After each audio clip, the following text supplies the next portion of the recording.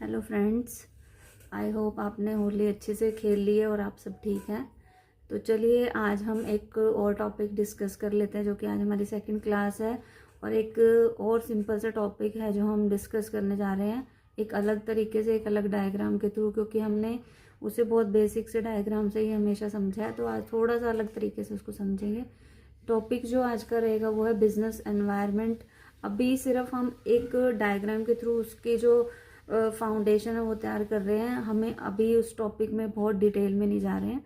ठीक है, तो जो हमारा बिजनेस एनवायरनमेंट का टॉपिक है वो क्या कहता है कि जो बिजनेस है, बिजनेस एनवायरनमेंट में क्या है, दो वर्ड्स हैं, बिजनेस और एनवायरनमेंट। बिजनेस में क्या आता है कि वो सारी एक्टिविटीज़ जो भी हम पैसा कमाने के लिए करते हैं, जो भी इकोनॉमिक एक्टिविटीज़ होती हैं, वो सारी हमारी बिजनेस के अंदर आती हैं। ठीक है, बिजनेस एक्टिविटीज़ और जो इकोनॉमिक एक्टिविटीज़ है जिनका मेन मोटिव प्रॉफिट कमाना है, वो सारी बिजनेस होगी।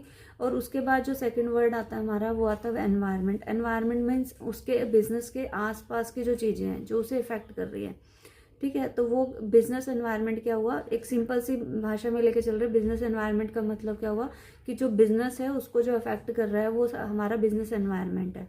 ठीक है, लेकिन एक्चुअल में बिजनेस एनवायरनमेंट में क्या आता है और क्या नहीं आता है, उसमें लेके बच्चे कंफ्यूज रहते हैं कि एक्चुअल में बिजनेस एनवायरनमेंट हम किसको कहें। ठीक है, क्योंकि कुछ चीज़ें ऐसी होती हैं जो बिजनेस के अंदर ही होती हैं और कुछ चीज़ें जो होती हैं बिजनेस के बाहर होती हैं। तो कुछ जो चीज़ें हैं वो क्या करती हैं, बिजनेस के अंदर होने की वजह से वो हमारे कंट्रोल में होती हैं, हम उनको कभी भी ठीक कर सकते हैं, क्योंकि बहुत ईजी होता है हमारे लिए, जो चीज़ हमारे पास है उसको हम ठीक कर सकते हैं। लेकिन जो हमारा बाहर एनवायरनमेंट है, जो हमसे दूर है, जिस पे हमारा कंट्रोल नहीं है, एक्चुअल में हमारा जो बिजनेस एनवायरनमेंट है हम वो उसी को कहते हैं बिजनेस एनवायरनमेंट। ठीक है, इसको अब हम एक छोटे से डायग्राम के थ्रू समझेंगे और बहुत इजी वे में हम इसको कंप्लीट कर देंगे, 2-4 मिनट के अंदर, ज़्यादा टाइम नहीं लेंगे। तो आप इस टॉपिक को समझने की कोशिश करना। और ये टॉपिक जो है वो +1 +2 जो 11th 12th के बच्चे हैं उनके लिए तो बहुत ज़रूरी है, क्योंकि हमेशा एक एग्ज़ाम में ही आता है। तो आइए हम इसको समझने की कोशिश करते हैं। देखिए डायग्राम जो है उसमें आप देख रहे होंगे कि कुछ पॉइंट्स जो हैं वो ब्लू कलर से लिखे हुए हैं, कुछ रेड से लिखे हुए हैं और कुछ हमने ग्रीन कलर से लिखे हुए हैं। ठीक है, तो जो हमने ब्लू हमारे कलर यूज़ किया है वो हमारा जो एनवायरनमेंट है वो एक बिजनेस के अंदर के एनवायरनमेंट को शो कर रहा है। ठीक है, अब बिजनेस के अंदर क्या क्या होता है, जो ऑब्जेक्टिव्स होते हैं बिजनेस के ऑब्जेक्टिव्स भी हम हमारे हाथ में होता है, हम अपने आप बिजनेस के ऑब्जेक्टिव्स डिसाइड कर सकते हैं। ठीक है, पॉलिसीज़, उन ऑब्जेक्टिव को अचीव करने के लिए हम पॉलिसीज़ बनाते कि किस किस तरीके से काम होगा।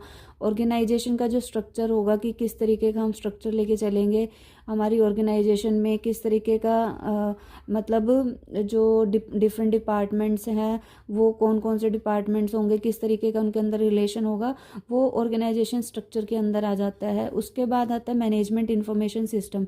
मैनेजमेंट इन्फॉर्मेशन सिस्टम क्या कहता है कि कि मैनेजमेंट को जो बहुत सारे डिसीजंस लेने होते हैं तो उसको इन्फॉर्मेशन किस किस तरीके से पहुंचेगी और किस तरीके से वो काम करेंगे, ये सब मैनेजमेंट इन्फॉर्मेशन सिस्टम के अंदर आता है। और एक है हमारे पास प्रोडक्शन मेथड्स। प्रोडक्शन मेथड्स का मतलब क्या होता है कि किस मेथड के थ्रू हम जो है अपना जो बिजनेस है उसमें प्रोडक्शन करेंगे। प्रोडक्शन के लिए भी अलग अलग मेथड्स हैं जिनको बाद में हम डिस्कस करने वाले हैं। और प्रोडक्शन कैपेसिटी भी एक बिजनेस की अपने अंदर ही सीमित होती है, क्योंकि प्रोडक्शन कैपेसिटी को वो अपना जो है वो बढ़ा और घटा सकते हैं। कैसे कि मान लीजिए अगर 100 यूनिट्स बना रहे थे तो 100 यूनिट्स की जगह पे अब वो 200 की यूनिट्स बनाना अगर स्टार्ट करना चाहते हैं तो वो और प्लांट लगा सकते हैं और मशीनें लगा सकते हैं। तो ये सब चीज़ें जो हैं वो क्या है कि बिजनेस के अंदर ही होते हैं। बिजनेस के objective, policy, structure, management information system, production method, production capacity और भी बहुत सारी चीज़ें होती हैं जो बिजनेस के अंदर ही हैं, जिन्हें हम क्या कर सकते हैं, हम उनको ठीक कर सकते हैं या फिर वो हमारे कंट्रोल में होती है। ठीक है, अब बिजनेस तो ये तो बिजनेस मान लीजिए एक हमारी बिल्डिंग है हमारे बिजनेस की, वो हमारे अंदर यहाँ पे बिजनेस की चीज़ें जो है वो इकट्ठी हो गई। ठीक है, अब इस बिजनेस बिल्डिंग में जो भी काम हो रहा है, जो भी पॉलिसी डिसाइड हुआ, जो भी काम हो, अब उस काम को, अब ये तो है नहीं कि वो बना के और अपने पास ही रख लेंगे, ऐसा तो नहीं हो सकता। तो जो भी चीज़ें बनाई हुई हैं वो कहाँ जाएंगी, वो कस्टमर्स के पास जाएंगी। ठीक है, कस्टमर्स के पास जाएंगी और जो सप्लायर्स हैं, हमने खाली ये तो है नहीं कि हमने डिसाइड कर लिया और कुछ भी हो गया, काम हो गया, नहीं, लेकिन जो हमने चीज़ें बनानी है वो हमें सप्लायर्स से भी हमें चीज़ें उनसे लेनी पड़ेंगी। ठीक है, कच्चा माल लेना है हमें, जो भी मटेरियल यूज़ होना है वो सप्लायर्स ही हमें पहुंचाएंगे। ठीक है, और हमारे जो होते हैं कॉम्पिटिटर्स, अब ये बिजनेस बिल्डिंग है, हमारी बिजनेस है, जो इसके आसपास क्या है हमारे कॉम्पिटिटर्स भी। अब ज़रूरी तो नहीं है कि हम एक ही पर्सन है और एक ही कंपनी है या फिर एक ही बिजनेस है जो उस चीज़ उसमें डील कर रहा है, जिस चीज़ में हम काम कर रहे हैं, सिर्फ हम ही काम कर रहे हैं और कोई नहीं कर रहा, तो ऐसा तो नहीं हो सकता। कॉम्पिटिटर्स कोई भी हो सकते हैं। ठीक है, और जो आम जनता है वो भी हमारे क्या है, आसपास ही होती है। और मार्केटिंग इंटरमीडियरीज भी होते हैं, जो मिडल मैन्स वगैरह होते हैं, वो भी हमारे क्या होते हैं, हमारे आसपास ही होते हैं। इनसे भी हम थोड़े क्लोज कांटेक्ट में ही होते हैं। अब कॉम्पिटिटर्स हैं हमारे क्या है, मान लीजिए हमारे कस्टमर्स है, कोई कस्टमर हमारा जो है नाराज़ हो गया तो हम उसको मना सकते हैं। ठीक है, वो हमारे क्या है, क्लोज कांटेक्ट में है।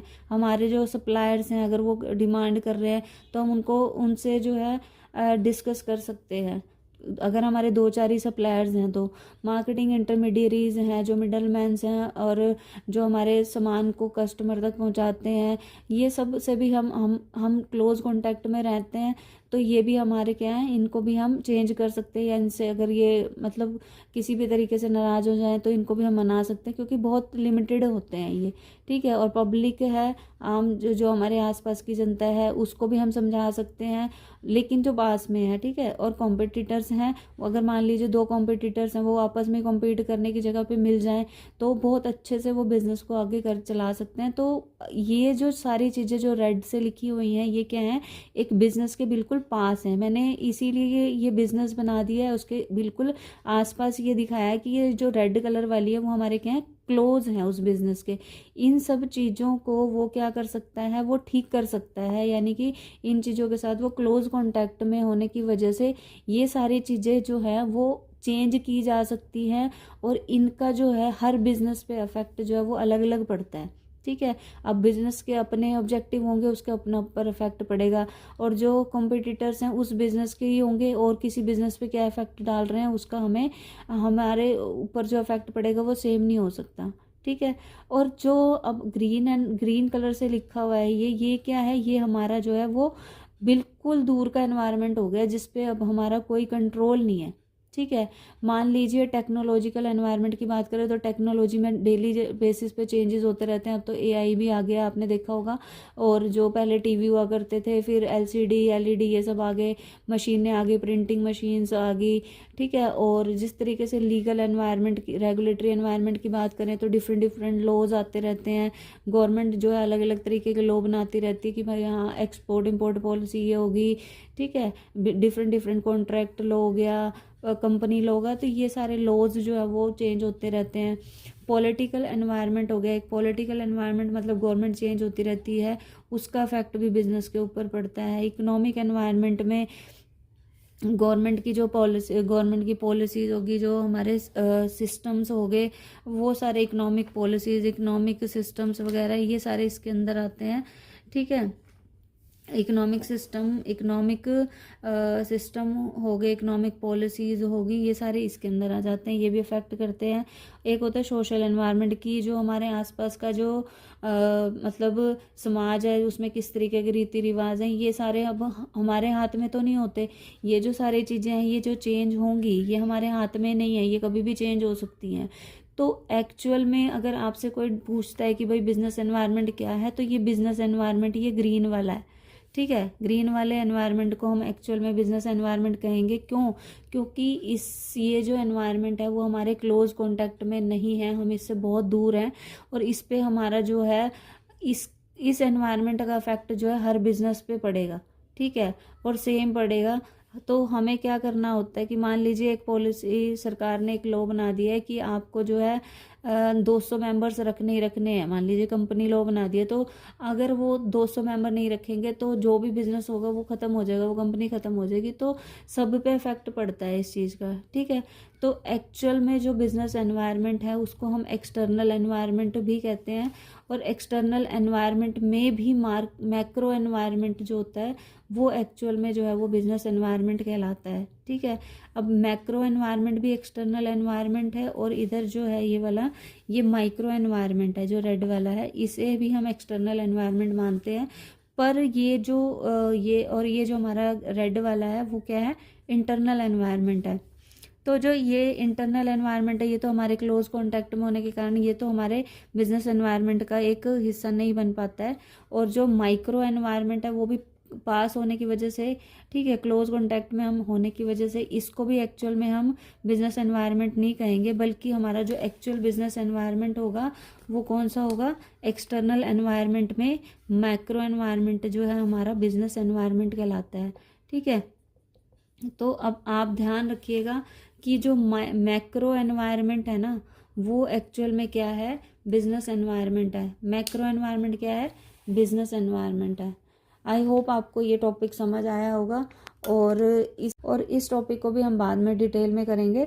तो अभी बस मेरा मेन एम ये है कि आपको टॉपिक्स जो हैं वो थोड़े थोड़े ही सही पर समझ में आ जाएं, ताकि आपकी एक फाउंडेशन तैयार हो सके। ओके, तो आप इस टॉपिक को अच्छे से करिए। Thank you.